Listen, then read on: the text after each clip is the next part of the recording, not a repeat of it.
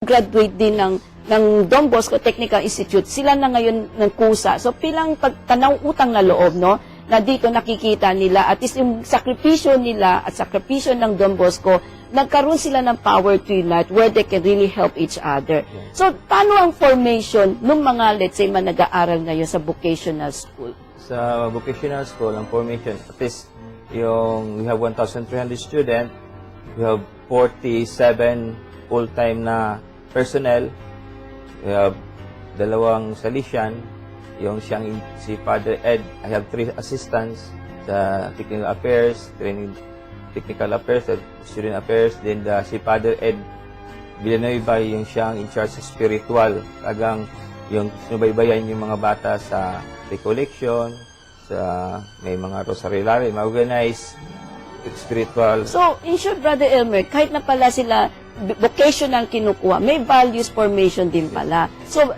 very important din pala ang spiritual aspect nila. Yes, Mommy, because every time they come to Don Bosco, I told them, Bibi, what is the reason you come to Don Bosco? They said, gusto ko mag-aral. I told them, yes, tama kayo. Pagkatapos mag-aral, yung makapagtrabaho. Then I told them, pagkatapos magtrabaho, makatutulong sa magulang. Huwag muna kayo mag-asawa, I told them. Then, ang purpose ng Don Bosco, bakit tinanggap kayo, hindi yung pangalawa lang na mag-aral kayo. Ang purpose ng Don Bosco, na mag-aral kayo dito sa Don Bosco, maging good Christian kayo, an honest citizen. So, pumapayag naman sila, kahit na wala silang, ka-idea about, spiritual aspect, di ba? Even ibang reliyon, meron kami, ma'am. So, hindi naging sagabal din pala yun. So, maganda. Sa tingin nyo, nakakatulong sa inyo when they graduate, they become a good example of Don Bosco because of this spiritual aspect na na-inject through other, information. Formators ninyo, di ba? Yes, ma'am. Napakaganda. At ngayon naman, Wahid, ikaw yung isang typical example ng street children, no? And I heard kanina sabi mo, 11 years ka na sa Don Bosco. So, ano ang naghikayat sa iyo na magkaroon ng pag-asa, magbago, at bakit Don Bosco ang pinili mo? Bali, nagsimula po ako sa isang ampunan po. Ampunan. Tapos, mayroon po isang brother na nagsabi sa akin kung gusto ko daw magpatuloy ng pag-aaral. Kasi gusto ko rin po magtagumpay. Kasi nilipat niya daw po ako sa Don Bosco, Makati. Sa tuloy po. Bali, ampunan rin po yun. Tapos doon po ako nag-start na mag-aaral ng elementary. Grade 6 lang po ang natapos ko. Tapos 9-2 po. Hindi na po ako napag-aaral ng high school. Bali, nagtitake po ako ng exam ng NAP.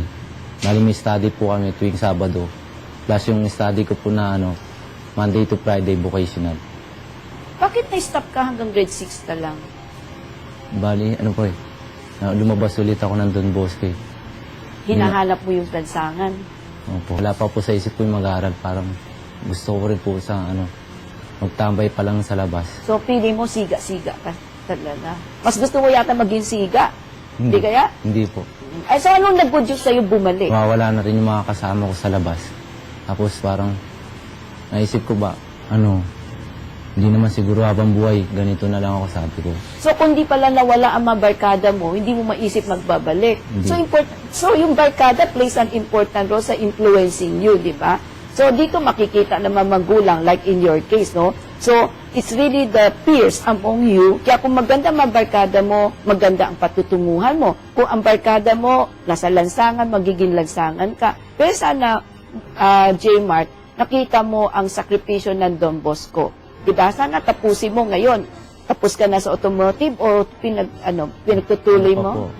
Hanggang June pa po yung pasok. Hanggang June. Sana matapos mo at sana yung buhay mo tuloy-tuloy na sa pagbabago. Diba? At dito, pakita mo at hindi naman masayang pagod ni Brother Elmer, no? Makikita mo, ang dami-dami ninyo at least nabigyan ka ng pagkakataon na hindi bali nawawalan ka ng landas paminsan-minsan pero kung may kusang loob bumalik, tinatanggap ka pa rin. Kasi ganun din naman ang Diyos, di ba? Nagkakamali po tayo, pero hindi naman kanya sinasabi na okay, nagkamali ka, sa tabi ka na lang. Di ba? Nakikita mo, kahit tayo nagkakamali, basta naniniwala ka sa Kanya, aampunin ka pa rin at kukunin at kakalingain ka pa rin. Nako, thank you, Wadjet, for sharing, your time with us. Sana maging idolo ka at maging inspiration ka sa mga batang lansangan na may pag-asa, hindi bali na nadudulas pa minsan-minsan sa pagkakamali, pero magbago at hiwalayan na yung mga barkada. Kasi sa in your case, it's really the barkada that influence you, di ba? Sana maging leksyon din sa kanila na ang barkada can be good or bad. Pagbabalik po ang Power to Unite.